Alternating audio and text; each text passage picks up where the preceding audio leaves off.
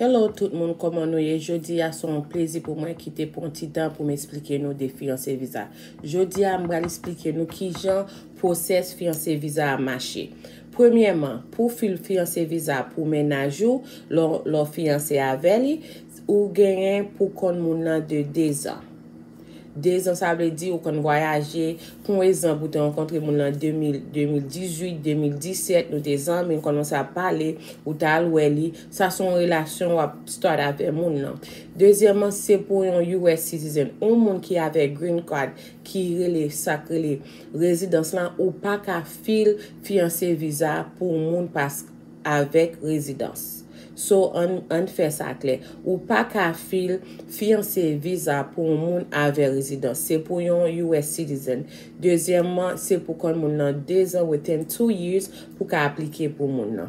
Troisième bagay, yo vle connaître pour écrire pour ni ou même ni fiancé là, écrire une lettre ou sworn letter pour tous les lettres ça yo notary pour dire ou soit loving dans pays en 90 jours ou marié avec fiancé. OK, là jeune fiancé visa yo bon fiancé visa pour 6 mois. 6 mois ça veut dire ou gen visa fiancé pour 6 mois.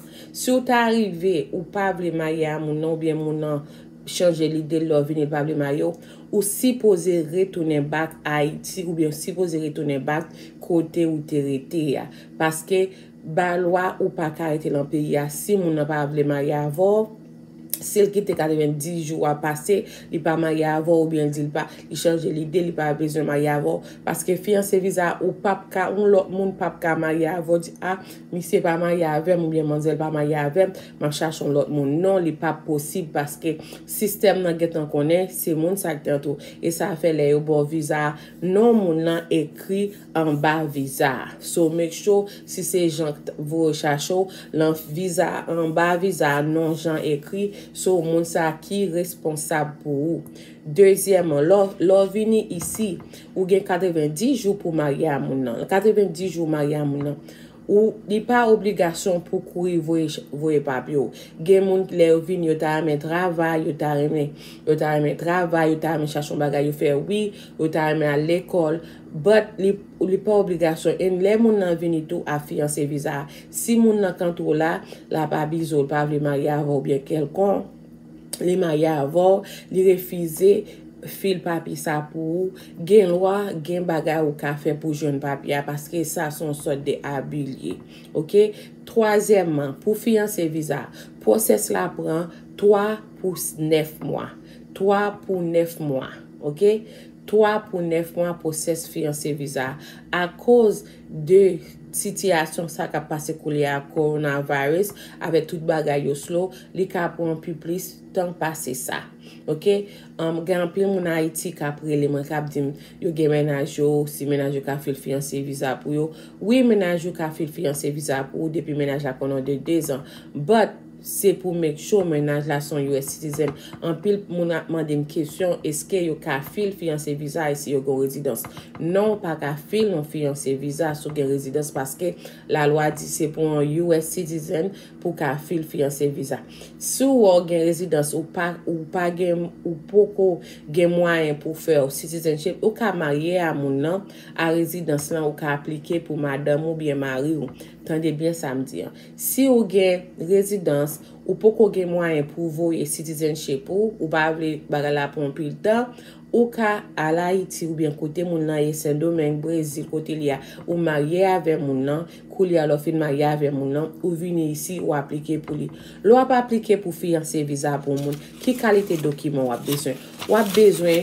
2 photos passeport moun nan 2 photos passeport ou a besoin birth certificate moun nan ça relè baptiste en créole là ou a besoin birth certificate moun nan ou a besoin non maman moun nan non papa moun nan date de naissance maman moun nan date de naissance papa moun nan ou a besoin encore ou a besoin adresse moun nan côté l'été Haïti téléphone moun nan avec email adresse li ou a besoin toute information ça de fianço là qui Haïti ou bien Saint-Domingue côté li ou a besoin toute photo ou quand fait à moun ça même photo à beau même photo l'en plage même photo pour montrer ou fiancé avec pour montrer une relation. Après, sous quand vous voyez quoi pour moun ça, vous voyez toute transaction Western Union ou bien MoneyGram ou après les yo, ou des téléphones, il y a toute transaction ça yo. Après ça, pour parti port, ça va besoin d'un parti port, ou a besoin ou même qu'à entrer fiancé sur Haïti, ou a besoin copie citizenship ou copie passeport ou copie sociale ou copie driver license ou copie travail, ou besoin lettre de travail, ou a besoin adresse, ou gen petit, ou gen maman, sou te marié déjà, ou a besoin toute information ça, sou te marié déjà, ou a besoin divorce paper, ou a besoin non ancien mari ou a besoin non, ou a besoin date ou te marié et date ou te divorcé. Tout ça on a besoin pour nous faire filer l'application pour que l'application l'on approuve. Bon ça qui est important ni ou même ni fiancé qui Haïti ou bien Brésil ou bien en Saint-Domingue nous une a écrit une lettre qui dit moi sermenté l'aime venir ici en 90 jours m'a marié à fiancé. OK, ça c'est très important. And then ou a besoin en pile preuve qui montre te a moun ça qui montre gon relation. L'aime don preuve sou gen amis kon des relations ou ka chercher des amis bon côté port, des amis bon côté fiancé qui ka kon le dit oui moi connais un tel a un tel là remet et moi souhait moi juré whatever j'en dit là moi souhait pour yo ka fili pour. En plus, mon demande, ok, est-ce qu'il est là, c'est Haïti l'a sorti, est-ce qu'il supposé en français? L'être là, quand en français, depuis ou mon nan qui écrit là, il supposé gagner notaire, puis on notaire l'être là, laisse alors pour tel ban ou bien pour tel office là, n'a translate en anglais, n'a pour copie n'a pas original là.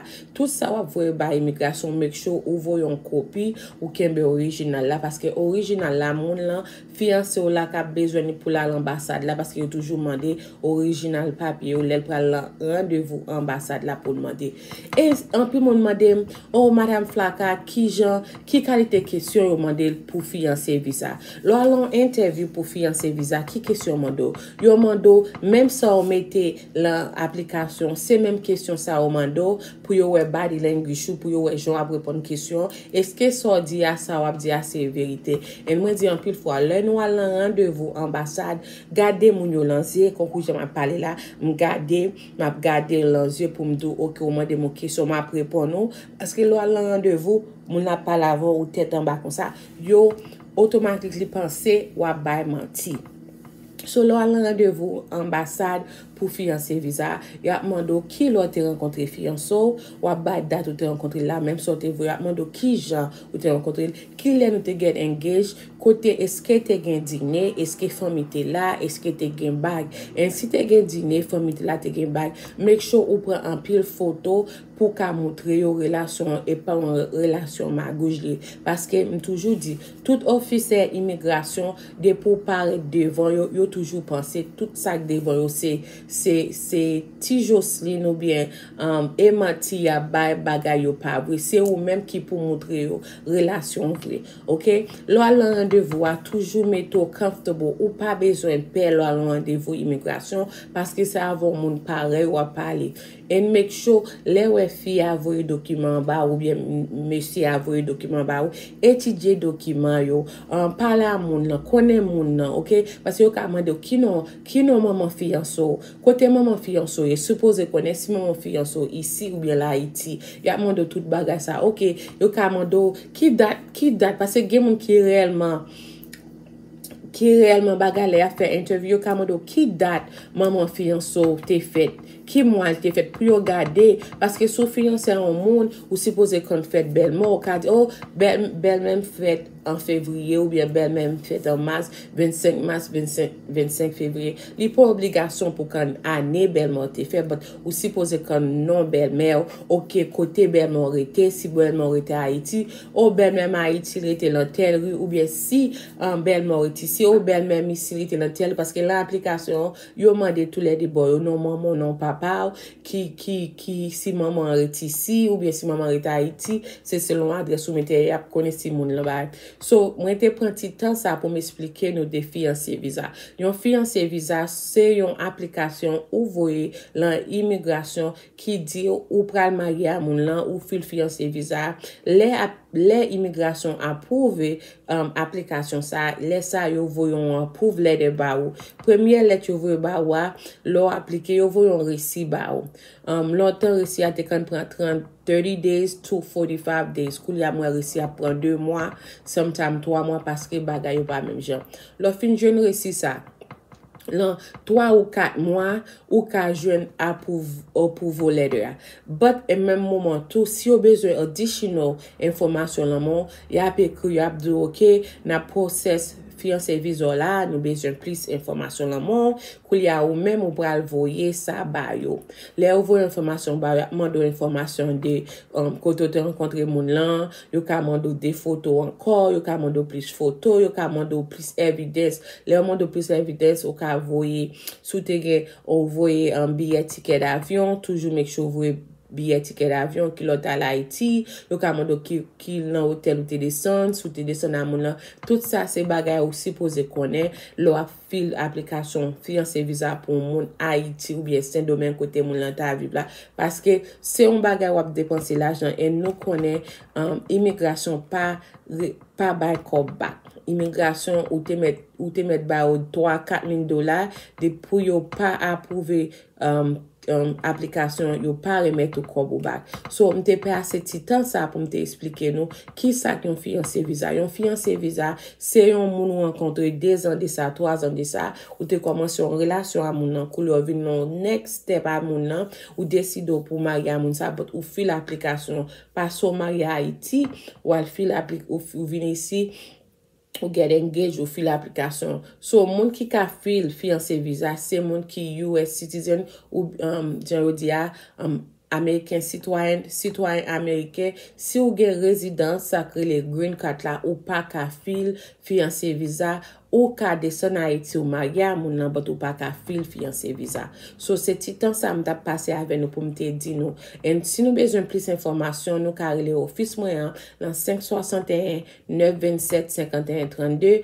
Office la ouvre de 10h30 di matin jusqu'à 6h30 après-midi. Nou ouvre lundi, mardi, mercredi, jeudi, vendredi, samedi, dimanche nou pa ouvre office la. Sou bezon bagay ou gen pou rele lundi matin à 10h30 parce que laisse game dans office là.